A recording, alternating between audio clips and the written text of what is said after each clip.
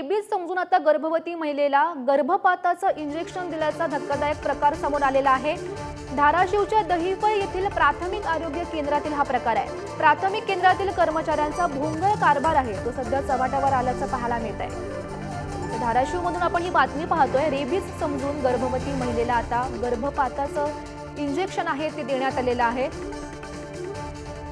दहिफळच्या सिव्हिलला आल्यानंतर तिथं यांचे डॉक्टर मॅडम होत्या, एक वैद्यकीय अधिकारी, त्यांनी ते आल्यानंतर त्यांना म्हणलं मी असं झालंय, तर ते मॅडम म्हणलं की खाण्यात काय बदल झाला असेल, अगर कशात काय झाला असेल म्हणून एका वेळेस होऊ शकतं। मग त्यांनी परत एक इंजेक्शन दिलं आणि सलाईन लावलं आणि गोळ्या औषधं दिली, म्हणले होऊन जाईल ठीक।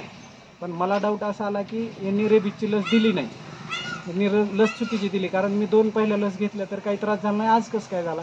मी इंजेक्शन रूममध्ये गेलो, बघितलं तिथं त्यांनी दिलेली बॉटल होती, ती बॉटल बघितली, मी फोटो काढून घेतला आणि त्याच्यावर नाव गुगलला सर्च केलं तर ते गर्भपातासाठी वापरणारं इंजेक्शन होतं।